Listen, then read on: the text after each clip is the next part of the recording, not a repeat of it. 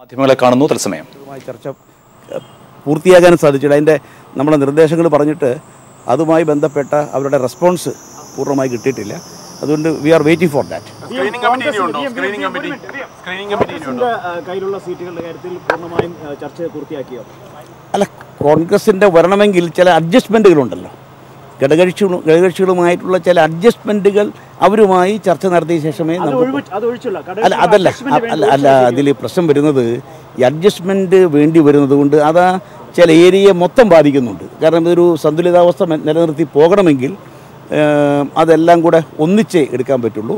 അങ്ങനെയാണ് ഈ 30 വരെ പോകുന്നത്. അല്ലെങ്കിൽ നേരത്തെ കുറെ തീരുമാനിച്ചു. സ്ക്രീനിങ് കമ്മിറ്റിയുടെ പ്രവർത്തനങ്ങൾ അല്ല, ഇന്നിപ്പോൾ ഇവിടുന്ന് ഇൻഫർമേഷൻ കിട്ടുകയാണെങ്കിൽ ഇന്ന് രാത്രി വീണ്ടും ഞങ്ങളിരിക്കും. നാളെ പ്രഖ്യാപനം നടത്താൻ സാധിക്കുമെന്ന പ്രതീക്ഷയിലാണ് ഇപ്പോൾ മുന്നോട്ട് പോകുന്നത്. സോണിയാഗാന്ധി ഇടപെട്ടിട്ടും കോൺഗ്രസിലെ സ്ഥാനാർത്ഥി നിർണയ തർക്കത്തിന് പരിഹാരമാകുന്നില്ല. വീണ്ടും സ്ക്രീനിംഗ് കമ്മിറ്റി ചേരുമെന്നാണ് സുധീരൻ പറഞ്ഞത്. ഇന്ന് നടന്ന മാരത്തൺ ചർച്ചയിൽ പോലും പരിഹാരമാകാതെ തുടരുകയാണ്. സീറ്റ് നിർണയം സംബന്ധിച്ച്, സ്ഥാനാർത്ഥി നിർണയം സംബന്ധിച്ച് പ്രധാനമായും 5 സീറ്റുകളിലാണ് തർക്കം നിലനിൽക്കുന്നത്. ആരോപണ വിധേയരെ മത്സരിപ്പിച്ചാൽ അധ്യക്ഷ സ്ഥാനത്ത് തുടരാനാകില്ലെന്ന് VM സുധീരൻ സോണിയാഗാന്ധിയെ അറിയിച്ചു. അതേസമയം അനുനയ ശ്രമവുമായി എത്തിയ രമേശ് ചെന്നിത്തലയോട് ഉമ്മൻചാണ്ടി ക്ഷുഭിതനാവുകയും ചെയ്തു. K Babu, Adoor Prakash, KC Joseph, Benny Behanan, Dominic presentation എന്നിവരുടെ 5 തർക്ക സീറ്റടക്കം 30 സീറ്റുകളിൽ പാനൽ തയ്യാറാക്കി തെരഞ്ഞെടുപ്പ് സമിതിക്ക് കൈമാറാനാണ് സ്ക്രീനിംഗ് കമ്മിറ്റി യോഗത്തിൽ ധാരണ.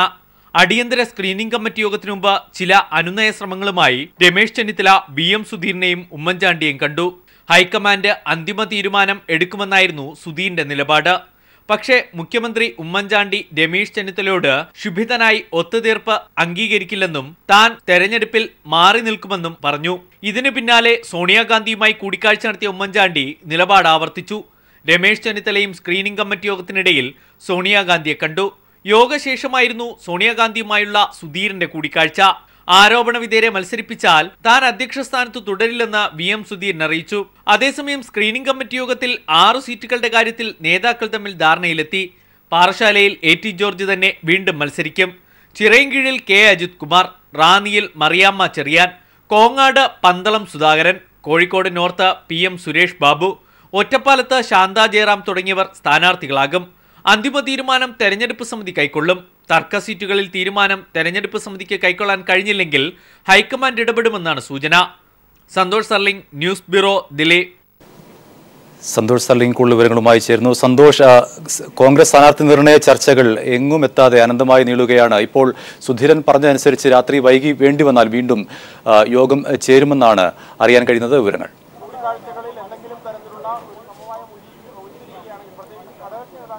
തീർച്ചയായും ഹരി, സ്ക്രീനിംഗ് കമ്മിറ്റി യോഗത്തിൽ തർക്ക സീറ്റുകളിലൊന്നും ഒരു ഒത്തുതീർപ്പിലെത്താൻ കഴിഞ്ഞില്ല എന്ന സൂചനകൾ തന്നെയാണ് VM സുധീരൻ നൽകിയത്. പല സീറ്റുകളിലും ഒന്നിലേറെ പേരുണ്ട്. അതുകൊണ്ട് തന്നെ ഈ പാനലായിരിക്കും തെരഞ്ഞെടുപ്പ് സമിതി കൈമാറുക. തെരഞ്ഞെടുപ്പ് സമിതി നേരത്തെ നിശ്ചയിച്ചിരുന്നത് നാളെ രാവിലെ 11 മണിക്കാണ്. ഇത് മാറ്റി വൈകുന്നേരം 3 മണി വരെ ആക്കിയിട്ടുണ്ട്. ഇപ്പോൾ ഈ സ്ക്രീനിംഗ് കമ്മിറ്റിക്ക് മുമ്പിലുള്ള ഒരു പ്രശ്നമായി ചൂണ്ടിക്കാണിക്കുന്നത് ഘടകകക്ഷികളുമായുള്ള സീറ്റ് വിഭജനം പൂർത്തിയാക്കണം എന്നതാണ്. ആ സീറ്റ് വിഭജനം ഏതൊക്കെ സീറ്റുകൾ ഏതൊക്കെ ഘടകകക്ഷികൾക്ക് നൽകും എന്ന കാര്യത്തിൽ ഒരു ധാരണയിലെത്തി മറ്റു സീറ്റുകളുടെ കാര്യത്തിൽ പാനൽ അടക്കമുള്ളവ തെരഞ്ഞെടുപ്പ് സമിതിക്ക് കൈമാറാൻ കഴിയും. അതുകൊണ്ട് തന്നെ ഘടകകക്ഷികളുമായി ഇപ്പോൾ ചർച്ച നടത്തണം. ഇപ്പോൾ VM സുധീരൻ അടക്കമുള്ളവർ, രമേശ് ചെന്നിത്തല, ഉമ്മൻചാണ്ടി അടക്കമുള്ളവർ പല ഘടകകക്ഷികളെയും ഫോണിൽ ബന്ധപ്പെട്ട് സംസാരിച്ചിട്ടുണ്ട്. പക്ഷേ കൃത്യമായ മറുപടി ലഭിച്ചിട്ടില്ല എന്നാണ് അറിയിക്കുന്നത്.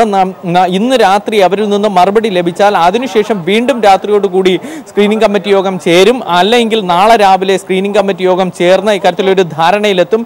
നാളെ വൈകുന്നേരത്തോടുകൂടി തന്നെ തെരഞ്ഞെടുപ്പ് സമിതിക്ക് ഈ ലിസ്റ്റ് കൈമാറും. 3 മണിയോടുകൂടി തെരഞ്ഞെടുപ്പ് സമിതി ഇക്കാര്യത്തിൽ ഒരു തീരുമാനമുണ്ടാക്കും എന്നാണ് പറയുന്നത്. ഇപ്പോൾ വീരേന്ദ്രകുമാർ ഡൽഹിയിലുണ്ട്. ചില ആരോഗ്യപരമായ പ്രശ്നങ്ങളാൽ അദ്ദേഹത്തെ RML ആശുപത്രിയിൽ പ്രവേശിപ്പിച്ചിരിക്കുകയാണ്.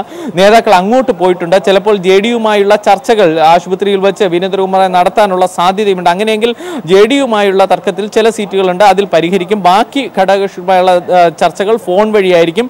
അത് ഇന്ന് രാത്രി തന്നെ മറുപടി ലഭിക്കും എന്ന പ്രതീക്ഷയിലാണ് നേതാക്കളുടെ. അങ്ങനെ ഘടകകക്ഷികളുടെ സീറ്റ് വിഭജനം പൂർത്തിയാകും. പക്ഷേ തർക്ക സീറ്റുകളെല്ലാം പാനലായി തന്നെ തെരഞ്ഞെടുപ്പ് സമിതിയിലേക്ക് പോവുകയും ചെയ്യും. ഹാരി. ശരി സന്തോഷ്. ദില്ലിയിൽ പരസ്യമായി തെരഞ്ഞെടുപ്പ് പെരുമാറ്റച്ചട്ട ലംഘനം നടത്തി കോൺഗ്രസ് നേതാക്കൾ. ഔദ്യോഗിക വാഹനം ദുരുപയോഗം ചെയ്താണ് ഉമ്മൻചാണ്ടിയും രമേശ് ചെന്നിത്തലയും MLA-മാരും സീറ്റ് ചർച്ചകൾക്കായി പായുന്നത്. VS അച്യുതാനന്ദനെതിരെ നടപടിക്കൊരുങ്ങുന്ന തെരഞ്ഞെടുപ്പ് കമ്മീഷൻ കോൺഗ്രസ് നേതാക്കളുടെ ചട്ടലംഘനം കണ്ടില്ലെന്ന് നടിക്കുകയാണ്. ഔദ്യോഗിക വാഹനത്തിൽ പാർട്ടി യോഗത്തിൽ പങ്കെടുക്കരുതെന്ന തെരഞ്ഞെടുപ്പ് പെരുമാറ്റച്ചട്ടം നിലനിൽക്കെയാണ് ബീക്കൺ ലൈറ്റിട്ട് ഉമ്മൻചാണ്ടിയും രമേശ് ചെന്നിത്തലയും VM സുധീരനും മറ്റു കോൺഗ്രസ് MLA-മാരും AICC ചർച്ചകൾക്കായി ദില്ലിയിൽ പായുന്നത്. സീറ്റ് ചർച്ചകൾക്കായി മുഖ്യമന്ത്രി സോണിയാഗാന്ധിയുടെ വസതിയിലെത്തി നടത്തിയ കൂടിക്കാഴ്ച മുഴുവനും ഔദ്യോഗിക വാഹനത്തിൽ തന്നെ. അഹമ്മദ് പട്ടേൽ, മുകുൾ വാസിനി, KK ആന്റണി അടക്കമുള്ള ഹൈക്കമാൻഡ് നേതാക്കളുമായുള്ള ചർച്ചകൾക്കായി KPCC അധ്യക്ഷൻ VM സുധീരൻ എത്തിയതും കേരള സർക്കാരിന്റെ വാഹനത്തിൽ. രാത്രി വൈകിയും GRG റോഡിലെ പാർട്ടി നേതാക്കളുമായുള്ള സീറ്റ് ചർച്ചകൾക്കായി രമേശ് ചെന്നിത്തല എത്തിയതും സമാന പെരുമാറ്റച്ചട്ട ലംഘനം നടത്തി. മറ്റു കോൺഗ്രസ് MLA-മാരും ജനങ്ങൾ കരം കൊടുക്കുന്ന വാഹനത്തിലെത്തിയാണ് ജനസേവനത്തിനായി സീറ്റ് ഉറപ്പിക്കാൻ പാഞ്ഞത്. പുതുശ്ശേരി ഏരിയ കമ്മിറ്റി ഓഫീസിലെത്തിയ VS ഔദ്യോഗിക വാഹനം ദുരുപയോഗം ചെയ്തെന്ന് ആരോപിച്ചാണ് കോൺഗ്രസ് നേതൃത്വം കമ്മീഷന് പരാതി നൽകിയത്. എന്നാൽ VS-നെതിരെ നടപടിക്കൊരുങ്ങുന്ന കമ്മീഷൻ രാജ്യതലസ്ഥാനത്തെ കോൺഗ്രസ് നേതാക്കളുടെ ചട്ടലംഘനം കണ്ടില്ലെന്ന് നടിക്കുകയാണ്. News bureau, Delhi. 2020 ലോകകപ്പിൽ ഇന്ത്യക്കെതിരെ വെസ്റ്റ് ഇൻഡീസിന് 193 റൺസ് വിജയലക്ഷ്യം. 47 പന്തിൽ നിന്ന് 89 റൺസ് എടുത്ത് വിരാട് കോഹ്ലിയുടെ ബാറ്റിംഗ് മികവാണ് ഇന്ത്യക്ക് മികച്ച സ്കോർ നൽകിയത്. വിവരങ്ങളുമായി സുരേഷ് ചേരുന്നു. സുരേഷ്, ക്രിസ് ഗെയിൽ 5 റൺസിന് പുറത്തായിരിക്കുന്നു. ഒപ്പം ഇന്ത്യക്ക് 2 വിക്കറ്റും നഷ്ടപ്പെട്ടു. എങ്ങനെ പുരോഗമിക്കുന്നു മത്സരം? തീർച്ചയായിട്ടും ഹാരി, മുംബൈ വാങ്കഡെ സ്റ്റേഡിയത്തിൽ നടന്ന ഏറെ ആവേശകരമായ മത്സരത്തിലാണ് ഇന്ത്യ 193 റൺസ് എന്ന വിജയലക്ഷ്യം വെസ്റ്റ് ഇൻഡീസിന് മുന്നിൽ വച്ചിരിക്കുന്നത്. 2 വിക്കറ്റ് നഷ്ടത്തിലാണ് ഇന്ത്യ 192 റൺസ് നേടിയത്. വൈസ് ക്യാപ്റ്റൻ വിരാട് കോഹ്ലിയുടെ ശക്തമായ ബാറ്റിംഗ് തന്നെയാണ് ഇന്ത്യയുടെ മികച്ച സ്കോറിന് ആധാരമായത്. 47 പന്തിലാണ് വിരാട് കോഹ്ലി 89 റൺസ് നേടിയത്. 11 ഫോറുകളും 1 സിക്സറും ഉൾപ്പെടെയായിരുന്നു വിരാട് കോഹ്ലിയുടെ ഏറെ വീരോചിതമായ ഇന്നിംഗ്സ്. ഈ ടൂർണമെന്റിൽ, ഈ 2020 ലോകകപ്പ് ക്രിക്കറ്റിൽ 3ാമത്തെ അർദ്ധ സെഞ്ചുറിയാണ് വിരാട് കോഹ്ലി സ്വന്തം പേരിൽ കുറിച്ചിരിക്കുന്നത്. 31 പന്തിൽ 43 റൺസ് നേടിയ രോഹിത് ശർമ്മയും അതോടൊപ്പം തന്നെ 35 പന്തിൽ 40 റൺസ് നേടിയ അജിൻക്യ രഹാനെയും 9 ബോളിൽ 15 റൺസ് നേടിയ ക്യാപ്റ്റൻ ധോണിയുമാണ് 192 റൺസ് എന്ന മികച്ച സ്കോറിൽ, മികച്ച ടോട്ടലിൽ ഇന്ത്യയെ എത്തിച്ചത്. 2 വിക്കറ്റ് നഷ്ടം മാത്രമാണ് ഇന്ത്യക്ക് ഉണ്ടായിരുന്നത്. എന്നാൽ ഇപ്പോൾ കളി പുനരാരംഭിച്ചപ്പോൾ, വെസ്റ്റ് ഇൻഡീസ് ബാറ്റിംഗ് ആരംഭിച്ചപ്പോൾ 2 വിക്കറ്റുകൾ അവർക്ക് നഷ്ടമായിരിക്കുകയാണ്. ക്രിസ് ഗെയിലും അതോടൊപ്പം തന്നെ സാമുവൽസും അവർക്ക് നഷ്ടമായിരിക്കുകയാണ്.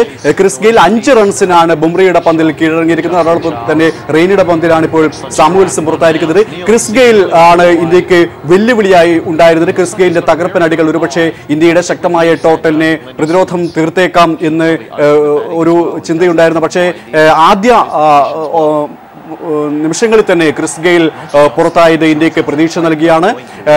വളരെ കടുത്ത ഒരു മത്സരം തന്നെ പ്രതീക്ഷിച്ച ഇന്ത്യക്ക് ഒരുപക്ഷെ വെസ്റ്റ് ഇൻഡീസ് നിരയിൽ ക്രിസ് ഗെയിലിനെ മാത്രം ആശ്രയിച്ച് കഴിയുന്ന വെസ്റ്റ് ഇൻഡീസ് നിരയിൽ ഇന്ത്യയുടെ ഇനിയുള്ള നീക്കം ഒരുപക്ഷെ അനായാസമാവാം എന്നുള്ള ഒരു പ്രതീക്ഷ തന്നെയാണ് നമുക്കുണ്ടാകുന്നത്. അതോടൊപ്പം തന്നെ ശ്രദ്ധിക്കേണ്ട ഒരു കാര്യം, മുംബൈ വാങ്കഡെ സ്റ്റേഡിയം എന്ന് പറയുന്നത് ഇന്ത്യക്ക് ഏകദിന ലോകകപ്പ് സമ്മാനിച്ച ഒരു സ്റ്റേഡിയമാണ്. എന്നാൽ കഴിഞ്ഞ വർഷം ദക്ഷിണാഫ്രിക്കയ്ക്കെതിരെ മികച്ച ടോട്ടലിൽ ഇന്ത്യ പരാജയപ്പെട്ട മത്സരങ്ങൾക്കും സാക്ഷ്യം വഹിച്ച ഒരു സ്റ്റേഡിയമാണ്. ബാറ്റ്സ്മാൻമാരുടെ പർദീസ എന്നാണ് വാങ്കഡെ സ്റ്റേഡിയം അറിയപ്പെടുന്നത്. ആ ഒരു അറിയപ്പെടുന്നത് കാരണം സാധാരണ 80 അടിയൊക്കെയാണ് ബൗണ്ടറി വരെയുള്ള ഒരു അകലമെങ്കിൽ 67-70 വരെയാണ് ഈ വാങ്കഡെ സ്റ്റേഡിയത്തിന്റെ ഒരു പ്രത്യേകത. അതുകൊണ്ട് തന്നെ ബാറ്റ്സ്മാൻമാരുടെ ഷോട്ടുകൾക്ക്, ഫോറുകളായാലും സിക്സറുകളായാലും എളുപ്പം അത്തരം സ്കോറുകൾക്ക് നേടാൻ സാധിക്കുന്ന ഒരു ഗ്രൗണ്ട് തന്നെയാണ്.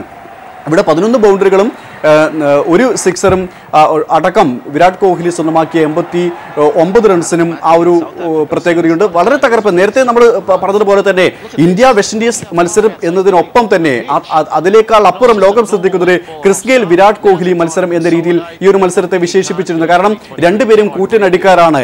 ഈ കൂറ്റൻ അടിക്കാരുടെ കഴിവ് അത് തന്നെ 2 ടീമുകളുടെ ഭാഗതയും നിർണ്ണയിക്കുന്ന ഒരു മത്സരമാകും എന്നുള്ള ഒരു പ്രതീക്ഷയുണ്ടായിരുന്നു. പക്ഷേ വിരാട് കോഹ്ലി നമ്മുടെ ഇന്ത്യയുടെ മൊത്തം ഒരു സ്വന്തം ചുമലിലേറ്റ് നടന്ന കഴിഞ്ഞ മത്സരങ്ങളിലെ ആ ഒരു ഉത്തരവാദിത്തം, വൈസ് ക്യാപ്റ്റന്റെ അടക്കമുള്ള ഉത്തരവാദിത്തം ഒരിക്കൽ കൂടി വെച്ച് പുലർത്തിയപ്പോൾ ക്രിസ് ഗെയിൽ അമ്പെ പരാജയപ്പെട്ടു എന്ന കാഴ്ചയാണ് നമുക്ക് കാണുന്നത്. 5 റൺസിനാണ് ബുംറയുടെ പന്തുകൾക്ക് മുന്നിൽ ക്രിസ് ഗെയിൽ കീഴടങ്ങിയിരിക്കുന്നത്. പക്ഷേ നമുക്കറിയാം, നേരത്തെ സൂചിപ്പിച്ചതുപോലെ തന്നെ ബ്രാവോ അടക്കമുള്ള ആൾക്കാരുണ്ട്. അതുകൊണ്ട് തന്നെ എഴുതി തള്ളാൻ വിൻഡീസിന് അത്ര പെട്ടെന്ന് സാധിക്കില്ല. കാരണം ഏത് അപ്രതീക്ഷിതമായ അവസ്ഥയിൽ നിന്നും ഉയർത്തെഴുന്നേൽക്കാൻ കഴിവുള്ള ഒരു ടീമാണ് വെസ്റ്റ് ഇൻഡീസ്. പഴയ പ്രതാപം ഇപ്പോൾ കടലാസിൽ മാത്രമാണെങ്കിലും ഈ അടുത്ത കാലത്ത് ആ പഴയ പ്രതാപത്തിന്റെ ഒരു മിന്നലാട്ടം പ്രകടിപ്പിക്കുന്ന ഒരു ടീം തന്നെയാണ് വെസ്റ്റ് ഇൻഡീസ്. അതുകൊണ്ട് തന്നെ മത്സരം ഏത് രീതിയിലേക്ക് നീങ്ങും എന്നുള്ളത് പറയാൻ സാധിക്കില്ല. പക്ഷേ ക്രിസ് ഗെയിലിന്റെ പുറത്താകൽ ഇന്ത്യക്ക് വലിയ പ്രതീക്ഷ തന്നെയാണ് നൽകുന്നത്. 193 റൺസ് എന്ന ടോട്ടലിലേക്ക് വെസ്റ്റ് ഇൻഡീസിന് അത്ര പെട്ടെന്ന് എത്താൻ സാധിക്കില്ല. ഏറെ വിയർപ്പൊഴുക്കിയെങ്കിൽ മാത്രമേ അവർക്ക് എത്താൻ സാധിക്കും. പക്ഷേ ഇന്ത്യയുടെ ബൗളിംഗിൽ ഏറെ പ്രതീക്ഷ അർപ്പിക്കാവുന്നതാണ്. അതായത് അശ്വിനും നെഹ്റിയും അടക്കമുള്ള ബുംറ അടക്കമുള്ള ബൗളിംഗിന് മുന്നിൽ എത്രത്തോളം അവർക്ക് പിടിച്ചു നിൽക്കാൻ കഴിയുമെന്ന് നമുക്ക് കാണാം. ഇപ്പോൾ ബുംറയുടെ പന്തുകൾക്ക് മുന്നിൽ ക്രിസ് ഗെയിൽ വീണ് കഴിഞ്ഞ് കറങ്ങുന്ന പന്തുകളുമായി അശ്വിൻ കാത്തിരിക്കുന്നുണ്ട്. എത്രത്തോളം വിൻഡീസ് നിരയെ എത്ര ചെറിയ സ്കോട്ടിന് പുറത്താക്കാൻ തന്നെയാകും ഇന്ത്യയുടെ ശ്രമം, അത് ഇനി കാത്തിരുന്ന് കാണാം. ഇന്ത്യ വിജയിക്കും എന്നുള്ള ഒരു പ്രതീക്ഷ തന്നെയാണ് നിലവിൽ കളി പുരോഗമിക്കുമ്പോൾ നമുക്ക് മനസ്സിലാക്കാൻ സാധിക്കുന്നത്. ഹരി. ശരി സുരേഷ്. മറ്റു വാർത്തയിലേക്ക്. കോൺഗ്രസിൽ സീറ്റ് തർക്കം രൂക്ഷമാകുന്നു. കോന്നിയിൽ ഐ ഗ്രൂപ്പിലെ 11 DCC സെക്രട്ടറിമാർ രാജിക്കൊരുങ്ങുകയാണ്. അടൂർ പ്രകാശിന് സീറ്റ് നിഷേധിക്കുന്നതിൽ പ്രതിഷേധിച്ചാണ് നടപടി.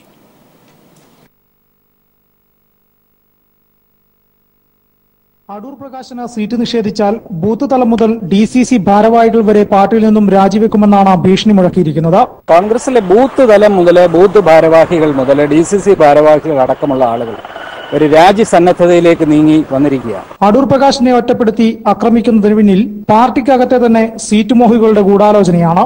ശ്രീ അടൂർ പ്രകാശിനെ ഒറ്റപ്പെടുത്തിക്കൊണ്ട് വേട്ടയാടുന്നത് കുറച്ച് സീറ്റ് മോഹികളൊക്കെ അതിന്റെ പിന്നിലുണ്ടാകാം. പാർട്ടിയിൽ തന്നെ ചില സീറ്റ് മോഹികളോ ഒക്കെ അതിന്റെ പിന്നിലുണ്ടാകാം. പാർട്ടി സീറ്റ് നൽകിയില്ലെങ്കിൽ ചിലപ്പോൾ അടൂർ പ്രകാശ് സ്വതന്ത്രനായി മത്സരിക്കുമെന്ന സൂചനയും ഇവർ നൽകുന്നുണ്ട്. സ്വതന്ത്രനായി മത്സരിച്ചാൽ പോലും അടൂർ പ്രകാശ് അവിടെ ജയിക്കുമെന്നുള്ള കാര്യത്തിൽ യാതൊരു സംശയവുമില്ല. എന്തായാലും പത്തനംതിട്ട കോൺഗ്രസിനകത്ത് വലിയ പൊട്ടിത്തെറിയിലേക്കാണ് കാര്യങ്ങൾ കൊണ്ടെത്തിക്കുന്നത്. വിജേഷ് നെടുവിൽ, പത്തനംതിട്ട. NCP സ്ഥാനാർത്ഥി പട്ടിക പ്രഖ്യാപിച്ചു. പാലയിൽ KM മാണിക്കെതിരെ മാണി C കാപ്പൻ മത്സരിക്കും. കുട്ടനാട് തോമസ് ചാണ്ടിയും എലത്തൂർ AK ശശീന്ദ്രനും കോട്ടക്കൽ NA മുഹമ്മദ് കുട്ടിയും മത്സരിക്കും.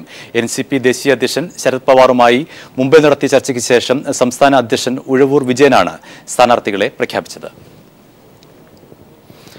അഴീക്കോട് മണ്ഡലത്തിൽ MV നികേഷ് കുമാർ തെരഞ്ഞെടുപ്പ് പ്രചരണം ആരംഭിച്ചു. എന്നും ശരിയുടെ പക്ഷത്താണ് താൻ നിലകൊണ്ടതെന്നും ഇടതുപക്ഷം അധികാരത്തിൽ വരേണ്ടത് കാലഘട്ടത്തിന്റെ ആവശ്യമാണെന്നും അദ്ദേഹം പറഞ്ഞു. ദൃശ്യമാധ്യമ രംഗത്തെ ജനപ്രിയ നായകന് വൻ സ്വീകരണമാണ് കലാലയങ്ങളിലും അഴീക്കോടിന്റെ ഗ്രാമവീഥികളിലും ലഭിക്കുന്നത്.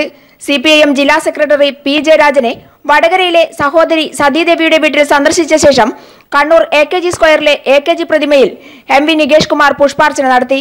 എന്നും ശരിയുടെ പക്ഷത്തായിരുന്നു താനെന്നും ഇടതുമുന്നണി അധികാരത്തിലെത്തേണ്ടത് കാലഘട്ടത്തിന്റെ അനിവാര്യതയാണെന്നും മാധ്യമപ്രവർത്തകരോട് നികേഷ് കുമാർ പ്രതികരിച്ചു. ഇടതുപക്ഷം ഈ കാലഘട്ടത്തിന്റെ അനിവാര്യതയാണ്. എൻ്റെ 20 വർഷത്തെ മാധ്യമപ്രവർത്തന ജീവിതം പരിശോധിച്ചാൽ നിങ്ങൾക്കറിയാം, ശരിയോടൊപ്പം നിന്നായിരുന്നു ഞാൻ മുന്നോട്ട് പോയിക്കൊണ്ടിരുന്നത്. അപ്പോൾ ഇടതുപക്ഷം ശരിയുടെ ഒപ്പമായതുകൊണ്ട് തന്നെ ഇടതുപക്ഷത്തിനൊപ്പം ചേർന്ന് പോകാൻ കഴിഞ്ഞിട്ടുണ്ട്.